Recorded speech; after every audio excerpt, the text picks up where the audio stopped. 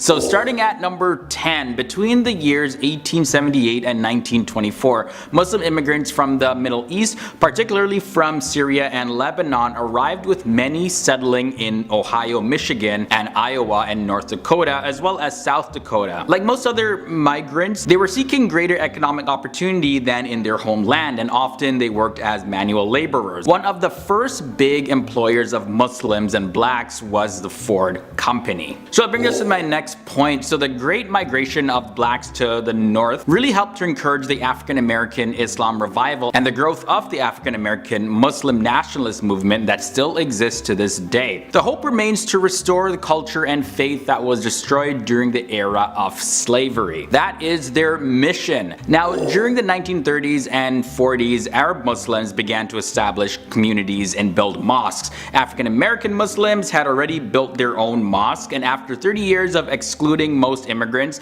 the United States opened its doors again in 1952, and an entirely new group of Muslims came from places such as Palestine. Many had already come over in 1948 after the establishment of Israel though, and also Muslims came from Iraq and Egypt. Now in the 1960s, we saw a wave of Southeast Asian Muslims also coming to America. Muslims also came from different parts of Africa, Asia, and Latin America. So how many Muslims actually live in the United States? Well, answering that question is usually just an estimate. It's really difficult to do that because the United States Census Bureau collects statistics for housing, population, business and the economy, government statistics, and information related to health, transportation, education, etc. But it doesn't ask any questions about religion, so there is no official government count of the actual Muslim population in America. However, based on the latest available data, the Pew Research Center, which is a reputable nonprofit organization, estimates that there are about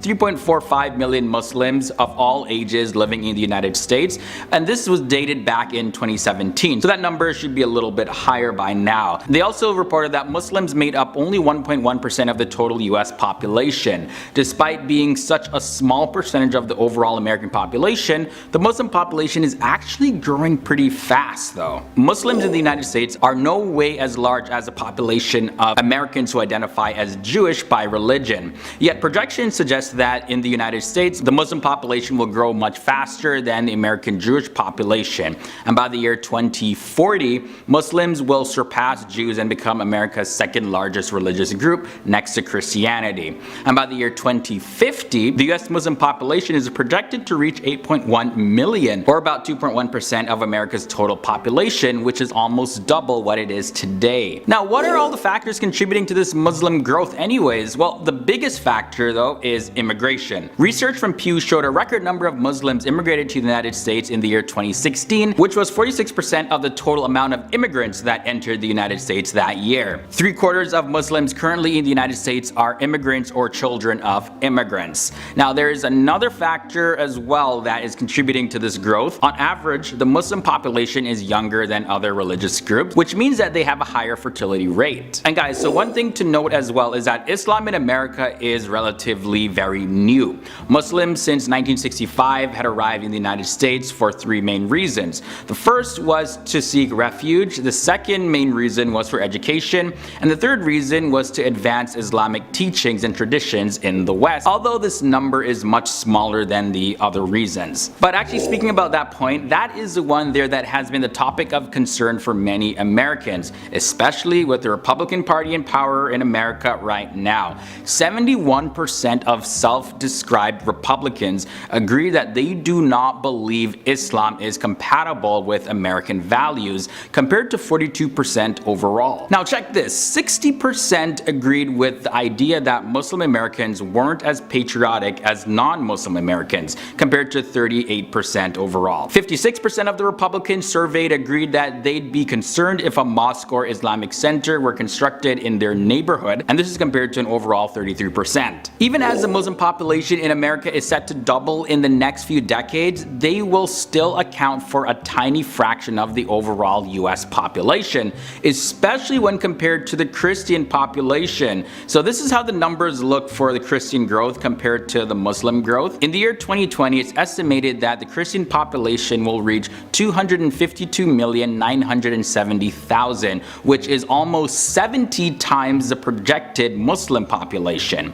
In the year 2050, the Christian population is estimated to be 261,960,000. So as you can see, those numbers are very, very large, but because of the growth of Islam and other religious groups, the percentage of the Christian population growth is actually declining. But when we take all this into consideration, even if Islam becomes the second largest religion in the United States by that time, Muslims will still be 2.1% of the American population. Islam is increasing, Christianity is decreasing, but there's actually a third group, and that's those that do not affiliate with any sort of religion. So in the year 2020, it's projected that there will be 62,310,000 Americans who are not affiliated with any sort of religion. And by the year 2050, that number is expected to grow to 100,860,000. So first American that's blazing a whole new type of trail is Hasan Minhaj. Everyone that says your name says Hasan Minhaj. Yeah, but the real way you pronounce it, it's Hasan Minhaj. Hasan Minhaj is a comedian, writer, producer, actor, and television host, now most famously known for his weekly Netflix show, Patriot Act. His first stand-up comedy special, Homecoming King, debuted on Netflix on May 23, 2017. Growing up Muslim in California, Hasan Minhaj says that his Islamic faith doesn't dictate where he goes with his comedy. Rather, his faith allows him to see life from a unique angle as he regularly draws on personal life experiences where he felt like the odd man out because of his faith. After several years of working at The Daily Show and a successful stand-up comedy special, as well as a phenomenal roast at the White House Correspondents' Dinner in 2017, but it feels like I'm watching CNN watch the news. Hasan Minhaj landed a deal with Netflix to host his own weekly show, and it's pretty awesome because I watch it all the time. A police officer is under investigation. Before making a statement, they can say, hey, can I look at the tape first? And then they watch the game tape and then make their statement. Yes, That's like cheating, though. it can be. Next up, we have G. Willow Wilson. So Gwendolyn Willow Wilson is her full name, and she's a comic book writer as well as a journalist. When she guest wrote 2 issues of Superman, however, her critics accused her of spreading Sharia law through the comic. Now, it's a little bit ironic that G. Willow Wilson is one of the creators of a superhero named Ms. Marvel, and Ms. Marvel is the first comic book series to feature a Muslim American superhero as its main character. Her first graphic novel, Cairo, was written after living for a time in Egypt and was listed as one of the top graphic novels for teens. She has also written a memoir about her conversion to Islam. So the next person I want to look at now is Ibtihaj Muhammad. Ibtihaj Muhammad is no stranger to the stereotypes about Muslim women. I mean, she's gotten all of them. Muslim women are oppressed, they can't express themselves through their fashion or anything like that, and they're not even allowed to play sports because sports are just for men only. But she says, I speak English, I like wearing bright colors, I'm athletic, I'm on Team USA. Now, you may not be aware, but back in 2016, Ibtihaj Muhammad, she became the first Muslim American to wear a hijab in the Olympic Games. She's a sword fighter, and she'd won a bronze medal in the Team Saber event. She runs a fashion line, and she speaks out about tolerance and diversity. She also has a Barbie doll made after her, and that's pretty cool. I want to have a toy created after me too. This summer, be the first Muslim woman to represent Team USA while wearing the hijab. Number 7 brings us to Rep. Andre Carson. Andre Carson was born and raised in Indianapolis, Indiana, and he earned a bachelor's degree in criminal justice management from the Concordia University, Wisconsin, and a master's in business management from Indiana Wesleyan University. Andre Carson converted to Islam when he was 16 years old, and a year later he says he was arrested by Indianapolis police as they tried to enter his local mosque without probable cause. The whole experience helped motivate Carson to become a police officer himself. We have been singled out in the national spotlight as threats to be dealt with and not a part of our American family.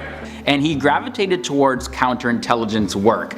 Now, as a member of the House of Intelligence Committee, Carson is one of 2 Muslims in Congress where he represents Indiana's 7th district. Eboo Patel is next on the list. Eboo Patel was a member of President Barack Obama's inaugural Advisory Council on Faith-Based Neighborhood Partnerships, but after earning a doctorate from Oxford University, Eboo Patel wanted to give public service a try. And part of what we've done at Interfaith Youth Corps is identify a model of effectiveness in interfaith cooperation that we call the interfaith triangle. 3 sides of that triangle are attitudes, relationships, and knowledge.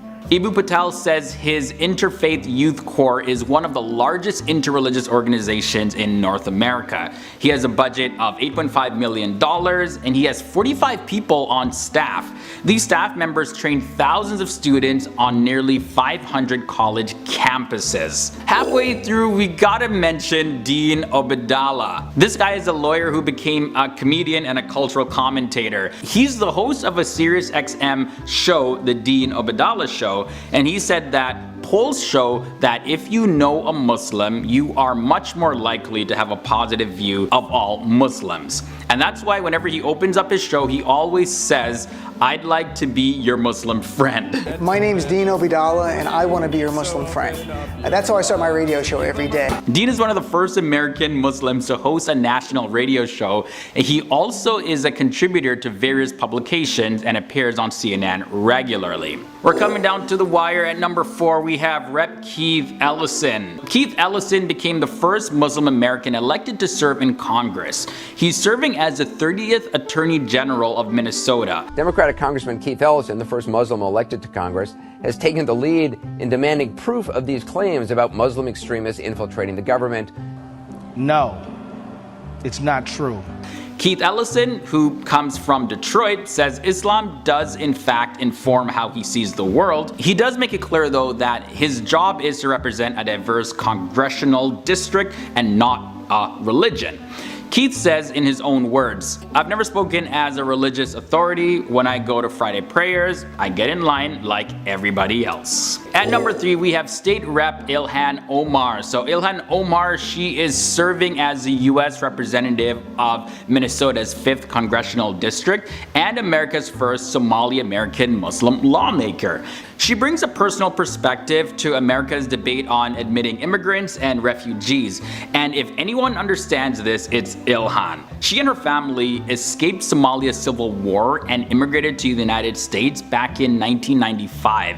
She has strongly opposed the immigration policies of the Trump administration, including Trump's travel ban. We must also talk about Islamophobia. It's 2 sides of the same coin of bigotry. What we are fighting for is not for the few, but for the many. Only 2 Americans left. Who are they? Of course, you know, Linda Sarsour. She had to be on this list. I have been told numerous occasions, you're too visible, you're too loud, you're too outspoken. I'm not going to be humble to the point where I'm quiet. Born in New York and of Palestinian descent, Linda Sarsour is a political activist as well as a co-founder of the Women's March. The Women's March was a worldwide protest on January 21st, 2017, which was the day after the inauguration of President Donald Trump. I stand here before you, unapologetically Muslim American. The world began to know Linda a lot more after she started becoming involved in civil rights issues including feminism, police brutality, as well as immigration. She has even marched with the Black Lives Matter movement. Now, because she's been outspoken about the issues that she addresses, a lot of criticism has come her way. Either way, many Muslims view her as the right kind of leader that the community needs today. Sheikh Hamza Yusuf comes in at number 1. Sheikh Hamza Yusuf converted to Islam as a young man, and he spent 2 decades studying with scholars in the Middle East as well as over in Africa. Give 20 years of your life to study. 20 years of your life to study. I'm not making this up. After returning to the United States, he found that young Muslims, they really flocked to his lectures, which often blended Islamic teachings with social commentary as well as literary criticism. All these poor innocent people are begging non-Muslims to let them into their countries. If you humiliate a ruler, God will humiliate you. Sheikh Hamza Youssef is a co-founder of the Zaytuna College, and this is America's first accredited Muslim liberal arts college. The college is located in California, and because his messages are so powerful, like when you hear him speak, you'll see what I'm talking about, some consider him to be the most influential Islamic scholar in the Western world, and that's why he comes in at number 1 on this list. You know, the world is filled with suffering, but don't forget it's also filled with the overcoming of suffering. Are you going to be on the side that's contributing to the suffering, or are you going to be on the side that's contributing to the alleviation of suffering?